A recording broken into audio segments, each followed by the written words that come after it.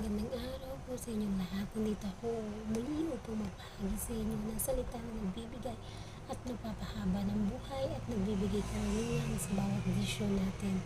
Ngayong araw na ito, nais ko ibahagi sa inyo ang Jeremiah 29 verse 11. Sapagkat patid kong lubos ang mga plano ko para sa inyo, mga planong hindi ninyo ikakasama kundi para sa inyo ikabubuti.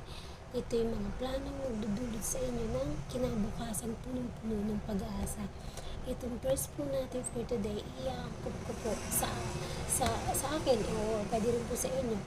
Sa akin is sitwasyon sa usaping pag-aasawa. Syempre po, yung dami sa atin na ilan na nakakarinig na tumatanda ka na, wala ka pang balak mag-asawa, wala ka pang balak mag-anak. So, para sa akin po, itong verse na to ay angkop ko sa ngayon. Lahat naman po siguro gustong mag-asawa, gustong mag-anak. But hindi naman po natin pwede na mag-aasawa tayo, mag-aanak tayo na dahil lang sa pressure ng mundo, o dahil lang sa pressure ng nakapaligid sa atin. Tandaan natin, madaling mag-asawa, madaling mag-anak. But ang responsibility nun, dapat sigurado tayo sa sarili natin, stable tayo sa kaisipan natin. Siyempre, pag naging mag-asawa tayo, kaya mo bang i-honor ang iyong asawa? Kapag ito yung mga lasanggero, lahat ng ayaw mo ugali ay nasa kanya.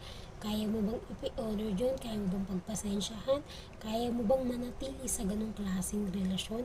Siyempre, nagpakasal ka ng dahil sa plano ng iba, hindi mo plano, hindi mo kagustuhan. So, balik tayo sa pag-aanak. Pag-aanak po. Ang pag-aanak ay madali, pero bilang magulang, kaya mo ba ang responsibilidad?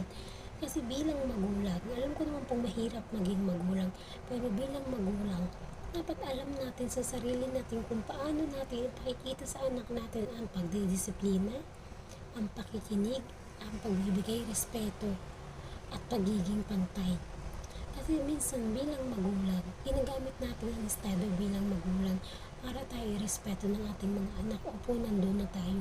Pero bilang magulang, paano mo ipapakita sa anak mo ang pagtatama, ang pagdidisiplina kung ikaw mismo sa sarili mo ay hindi tumatanggap ng pagkakamali, ay hindi ikaw ang pinipilit mo sa sarili mo, mas mataas ang ego mo. Ito pa, isa pa, pag nag-asawa ng anak ka, kailangan yung ego mo hindi ganun kataas. Kailangan marunong kang bumaba kasi hindi madali magkaroon ng asawa at anak. Kaya itong pag-aasawa at pag-anak po ay talagang kailangan mong planuhin o kailangan mong desisyonan dahil hindi ito basta-bastang klase